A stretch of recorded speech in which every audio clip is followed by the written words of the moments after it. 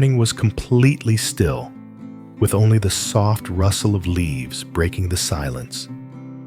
Nu sat on the porch, her hands trembling, as she held a tear-stained letter written for the man she still waited for, and for the baby she hadn't met yet. My dear child, if one day your father can't make it back, please forgive him. The unfinished line on the page made her chest tighten. Just then, little Dewey ran over, wrapped his arms around her, and asked in his innocent voice, "Mom, where did Dad go? Why is he taking so long?" That simple question cut straight through her heart, the heart of a woman trying so hard to stay strong. Will Truong ever hear the promise he once made? Will he make it back before their child's first cry fills the air? Leave your thoughts below.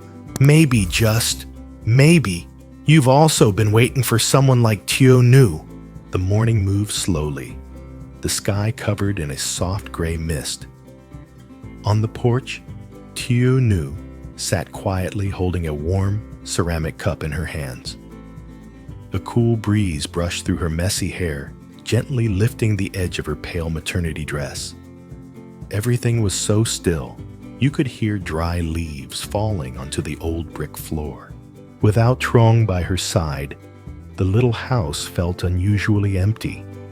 The wind whistling through the window frames, the sound of birds calling outside, it all echoed like memories from another time.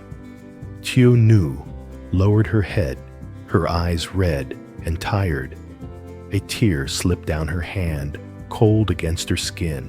She missed Truong, the way he walked across the yard every morning, the soft laugh he made while brewing coffee, the warm look in his eyes when he first learned she was pregnant.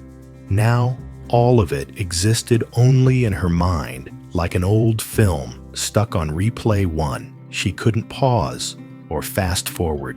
Her belly shifted slightly, a small movement, weak but enough to make her catch her breath. She placed her hand on it and whispered, "Hey baby, are you kicking again? You know what, Mommy really misses your dad today." Her voice was soft, almost as if she was afraid the wind would hear. It trembled a little, but her eyes slowly warmed. In that quiet moment, she realized, even in her loneliness, there was still a tiny life growing inside her, keeping her heart from breaking. She looked out at the yard, where Truong's footprints once were. Closing her eyes, she pictured him coming home, thinner than before, holding a small bouquet of flowers, sweat on his forehead, but a bright smile in his eyes. She imagined him, wrapping his arms around her, gently resting a hand on her belly, and saying, "I'm home, ready to welcome our baby together." Thinking of that made her tears fall again. But this time, they weren't bitter. They were soft, almost peaceful, like longing slowly turning into hope. She stood up and went inside. On the table sat a small notebook and an old fountain pen. Tieu Nu opened to the first blank page, her hand trembling slightly as she began to write, "To my dear baby. Today Mommy sat on the porch, watching the morning fog cover the yard. Without your dad here, I feel so empty. But then I felt your tiny kick, as if you were reminding me that I'm not alone. My love, your dad isn't here right now, but please rest easy. Don't kick too hard, or you'll hurt Mommy. I know you're growing stronger every day, and I truly believe that somewhere out there, your dad is thinking of us too.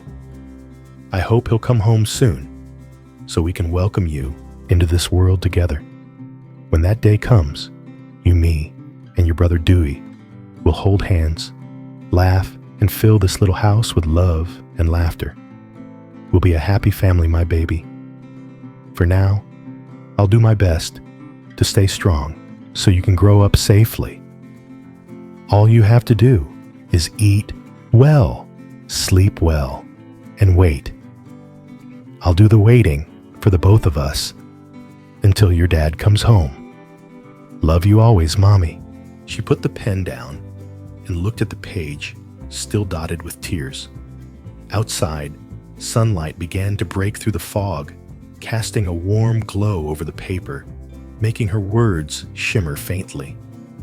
Nu-Tieu folded the letter carefully, placed it inside a small wooden box next to a photo of Truong. She gently touched her belly and smiled through her tears. Sleep well, my love. Mommy and Dewey are still here waiting for your dad to come home. The early breeze drifted through the house, carrying the scent of earth and wild flowers. Nu lifted her face, took a deep breath, and let the morning sun warm her skin. The tear on her cheek caught the light shining like glass. There, between loneliness and hope, sat a woman quietly planting her faith in the beautiful things still waiting ahead. And one day, she believed Truong would return, just in time to hear their baby's very first cry. In her hands, the letter she'd been writing to the baby in her belly was still unfinished, the ink blurred by tears she hadn't wiped away. Every morning without Truong, the house felt bigger, emptier. No more of his voice calling Dewey to wake up. No more of his soft laugh filling the porch. Only the wind and the birds outside sounds that made the silence even sadder. She told herself to be strong, but the harder she tried, the more her tears fell soaking her cheeks. Then came the sound of little footsteps behind her. Mom, Dewey's small voice broke the quiet. He stood in the doorway, holding his toy car, wide eyes full of worry. Mom, what's wrong? Are you crying? Nu quickly wiped her tears and tried to smile, though her lips trembled. No, honey. Mommy's just a little tired. But Dewey walked closer, set his toy down, and wrapped his tiny arms around her. Don't cry anymore, okay? I'm here with you. That simple sentence cut straight through her heart, gentle but deep. She bent down and hugged him tightly, feeling his small, warm body against hers. His hair smelled like sunlight and milk, so familiar, it made her want to cry all over again. You know, she whispered voice, shaking Mommy just misses your dad a little.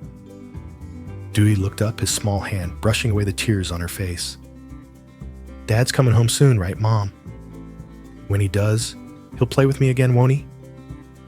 Nu nodded softly, stroking his hair. Yeah. Dad will come home. We just don't know when yet. As she looked at her son, she saw Truong in him. Those bright eyes, that gentle smile, the same innocent look that once made her fall in love without even realizing it. A picture flashed in her mind, the three of them sitting on the porch. Truong peeling a guava Dewey, laughing beside him, while she washed clothes in the yard. She could still hear his voice from that day. When Dewey's older, we'll have another baby. Every afternoon, we'll all play under the porch and watch the sunset together. I'll build a swing for the kids, and you just have to smile, okay? Those words still echoed somewhere in the wind. She remembered the way he looked at her, confident, warm, as if nothing good in life was ever out of reach. But now, it was just her and Dewey. The porch was the same, the old wooden chair still there, only he was missing. Dad's gonna make a swing for the baby too, right? Mom Dewey asked, his eyes lighting up. Nu smiled faintly, a mix of love and ache. Yes. Dad promised that. When the baby's born, I'm sure he'll be back. I'll push the baby just like Dad pushed me. Dewey giggled, excited. She smiled again, but her heart tightened. Dewey still believed everything his father said would come true. And she could only hold on to hope like a small candle in the dark. She hugged him closer and whispered, "Thank you, my love. You're the reason I can keep smiling every day."